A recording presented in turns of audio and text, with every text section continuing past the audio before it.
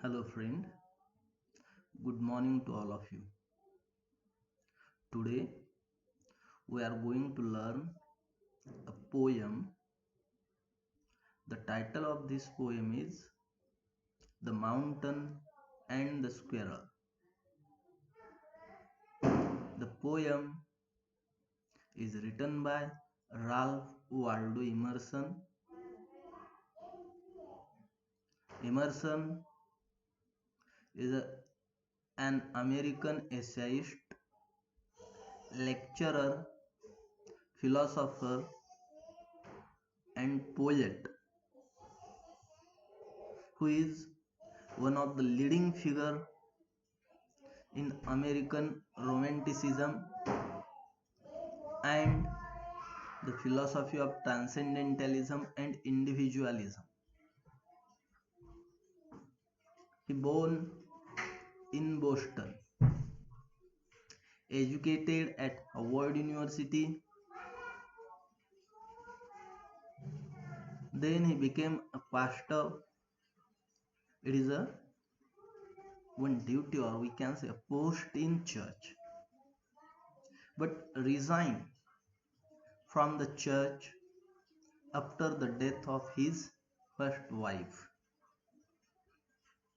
He traveled to England and became the friend of Wordsworth, Coleridge, and Thomas Carlyle.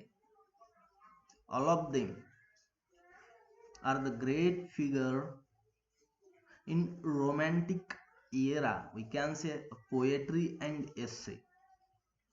All of them are philosopher and founder of the romantic age in England, and all of them also have influence from the philosophy of Emerson. Emerson, as a philosopher, adopted, we can say, advocate the philosophy of transcendentalism and individualism. Transcendentalism is a one kind of philosophy in which we can say there is no any discrimination. The whole world is observed as a part of us. Human, we can say, a soul and body are the parts of this natural world. So in that way, the transcendentalism is a philosophy, and that philosophy is talking about spiritualism. Spiritualism. So as a philosopher, he lectured extensively on so many philosophical topics such as human life, death, aims, God, and so on. Gradually moved away from the religious and social beliefs of his contemporaries and formulate the philosophy of transcendentalism in his essay that published in 1836 entitled The Nature. He also gave a speech in 1837, and that speech is entitled as The American Scholar, and that speech, that American Scholar, is considered to be America's intellectual declaration of independence.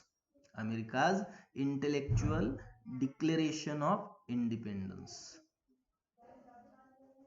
He is a poet, essayist, philosopher, lecturer, as well as he is a social reformer. In America, we know there is a racism Black and whites are always against each other, and white people are treating black as a slave. So he actively involved in the anti-slavery campaign in America started by American President Abraham Lincoln.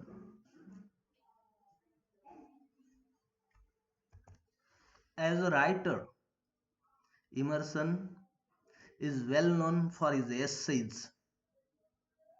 His famous essays are Self-Reliance, The Oversoul, Circles, The Poet, it is also one essay, and Experience. These essays are very famous, and these are known as, we can say these are known as the production of his fertile period. With these essays, the most important essay he has written is Nature, and that essay made the decade from the mid 1830s to the mid 1840s, and this period is known as Emerson's most fertile period. He wrote on a number of subjects. He don't have any limitation for a subject. He never fixed to any one philosophical tenets, but developed certain ideas such as individuality, freedom, the ability for mankind to realize almost anything, and the relationship between the soul and the surrounding world. These are the topic, basic themes of his writing. So this is the short introduction of the writer Ralph Waldo Emerson.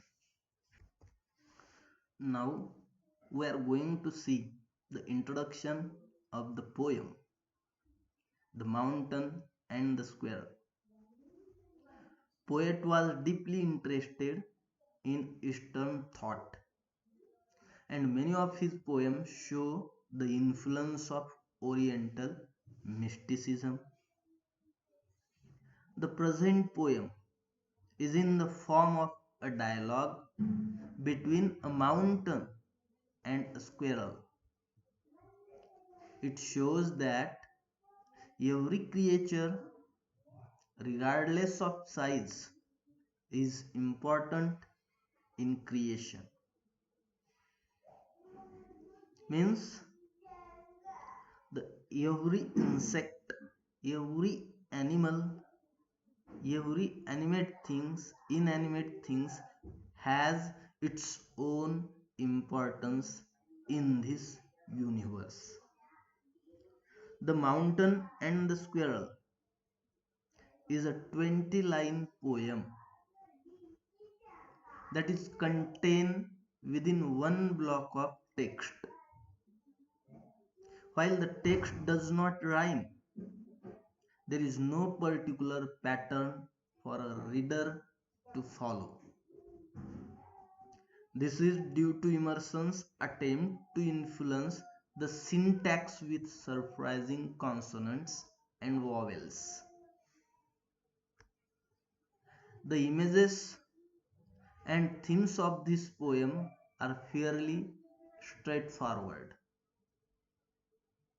This poem was intended for children by the writer, but when read from an adult perspective, it becomes more complex, and that's why whatever images and themes are presented as a natural straightforward are become more confusing and complex when we read it from the adult point of view.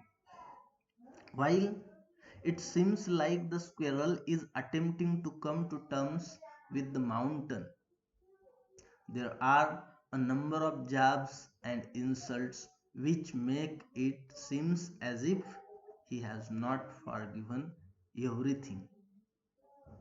The poem speaks on the strengths and weaknesses of two quarreling characters. Who are these two quarreling characters?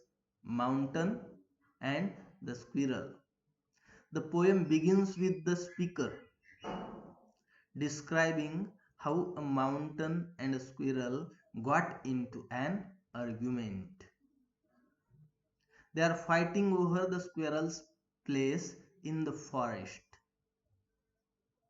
The majority of the text is made up of the squirrel doing what it can to convince the mountain it is worthy of living there, even though it is smaller. So, this poem is a dialogue between two creatures. We cannot say creature, two characters. One is creature and one is inanimate thing, mountain and squirrel. There is an argument, and that argument is that what is the place of squirrel, what is the importance of squirrel in this forest, we can say on that mountain. So according to mountain, that squirrel don't have place there, but squirrel is trying to convince him that every minor creature has its own importance in this universe. Nothing is useless here. The creator have created everything, everyone from a what we can say usable point of view. That's why it might be smaller, it might be so small, but it has its own importance in the forest, or we can say in the universe. This is the image of the poem I have downloaded and posted here in this slide.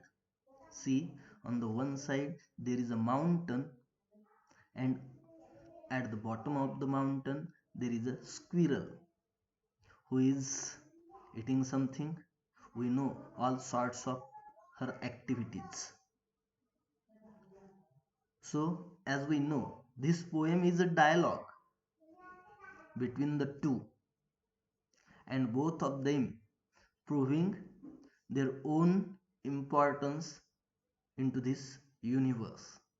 So, at the beginning, see how is the beginning of the poem.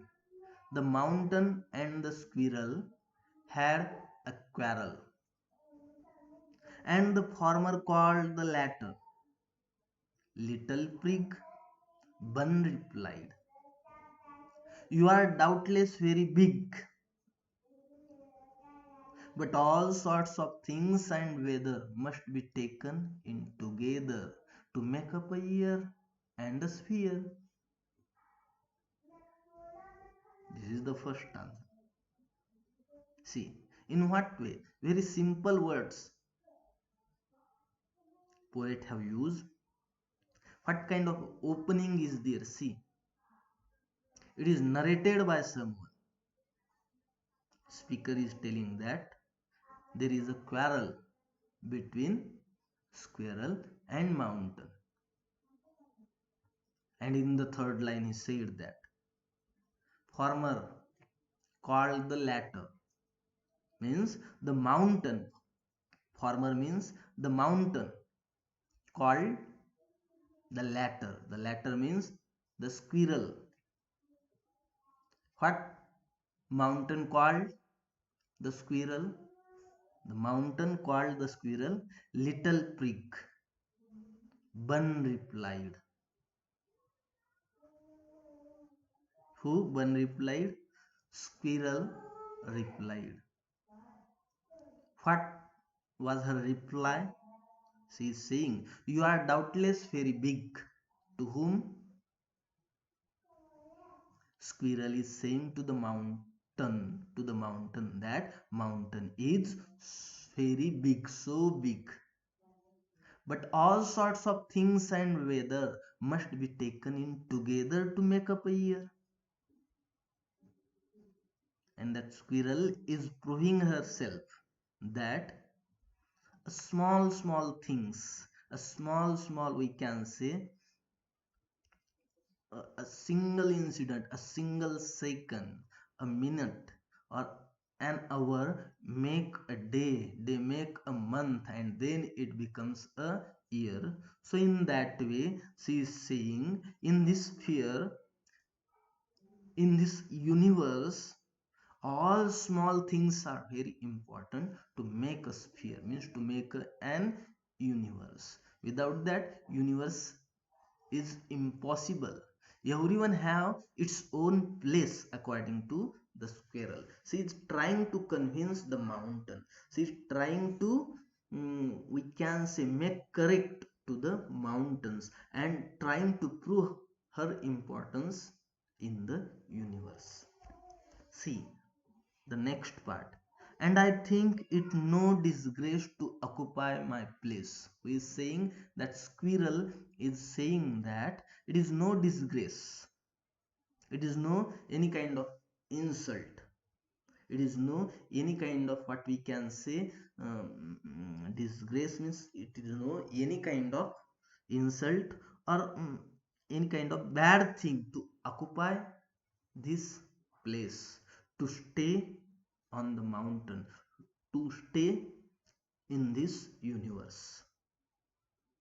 If I am not so large as you, who is saying that squirrel is saying that I am not so big, I am not so large as the mountain is. You are not so small as I. Means she is also saying that I am not the large and you also not the small like me, and not half so spree. I will not deny you make a very pretty squirrel track. Talents differ. All is well and wisely put. If I cannot carry forest on my back, neither can you crack a nut. See, Squirrel is convincing, telling her own qualities as well as she is comparing her qualities to the quality of mountain. She is saying in this second part, I am not large, I am so small, and as a small, I have my different activities. I can crack the nut, I can carry the nut, I can, what we can say, go from here to there without any trouble. But you cannot do all these things, you cannot crack the nut. So in that way she is saying that a very pretty squirrel track. Talents differ, both have a different qualities, both have a different talent. All is well and wisely put means all talents means your as well as mine also have an importance in this world. If I cannot carry forest on my back, she cannot carry, who, squirrel cannot carry the forest on her back because forest is there on the mountain. But what she is saying that neither can you crack a nut, neither can you crack a nut. So this is the actual text of this poem. Now we are going to see the summary of this poem. See, the poem is divided into two parts, and in the both parts we have seen the squirrel is proving herself, or we can say his self, to be what we can say appropriate to exist in this universe. In the first stanza of this poem, the speaker begins by stating the basic premise. There is a mountain and a squirrel, and They got into a fight of some kind. It is easy enough to assume a setting for this poem, as the mountain is a location in itself. There are likely forests covering and surrounding it, and many places for the squirrel to live and hide. A reader should immediately notice that Emerson used the word quarrel to describe the fight. This makes it seem less serious than if he had chosen to actually say fight or argument. It is a temporary upset to their normally well balanced relationship. The poem starts out with what seems like an AABB rhyme scheme, but when the speaker gets to the fourth line and expects a rhyme for latter, they get the word prig, meaning self-righteous. The speaker is relying the insult used by the mountain to refer to the latter, or latter means the squirrel.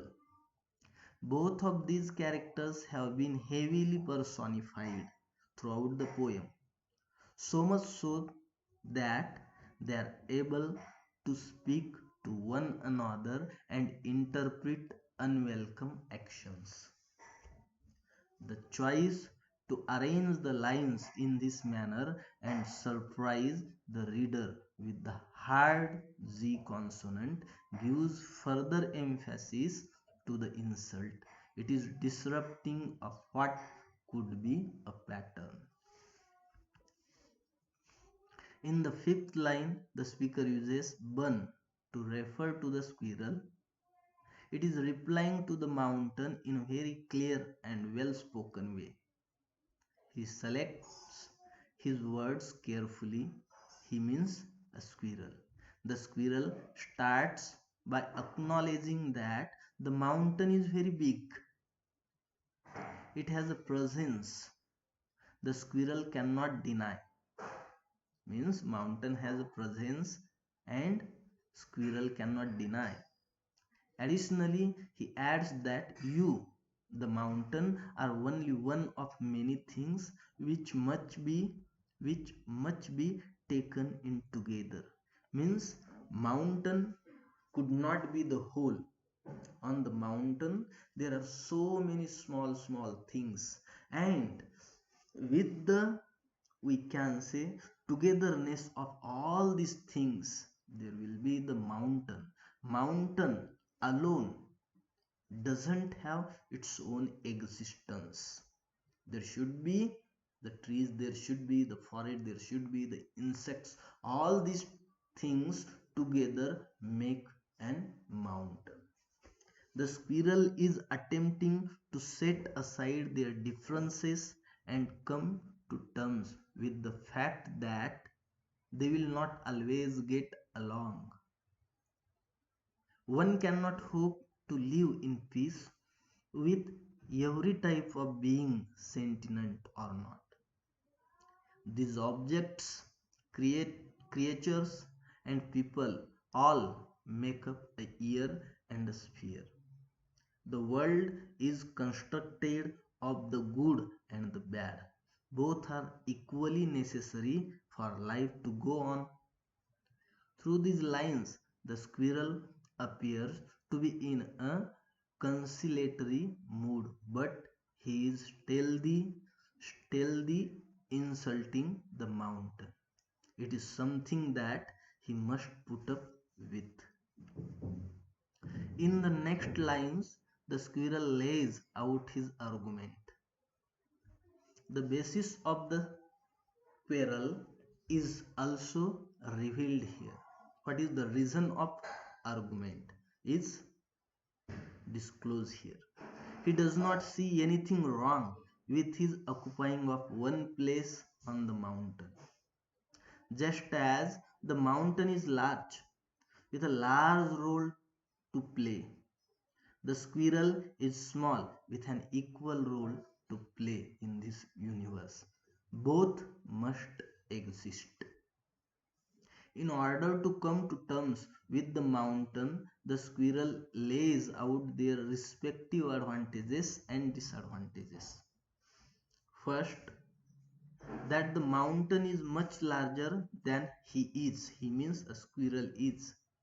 Something he accepts as the truth means that squirrel also have accepted that truth.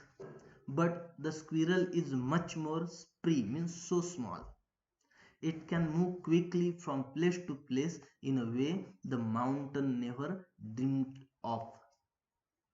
He continues on the same track in the next set of lines. The squirrel is attempting to appease the mountain while also showing his own advantages. They are equals in the world if not in size, speed, and abilities. First, he compliments the mountain. This is another slightly backhanded compliment as the mountain is said to be a pretty squirrel track. Means there are so many small things on the mountain. Mountain cannot be whole individually. Mountain has its importance including all these small things. The mountain is beautiful and a perfect place for a squirrel to roam. He admits their talents are different. The mountain is able to carry forest on its back, but it cannot crack a nut. That is the quality of squirrel. There is something about its inability. Whose inability? Mountain's inability to complete such a simple task that lends the ending of the poem a less than forgiving tone. It is clear the squirrel still holds a grudge against the mountain for what a ready what a reader may assume was its attempt to drive the squirrel from its back. Thank you.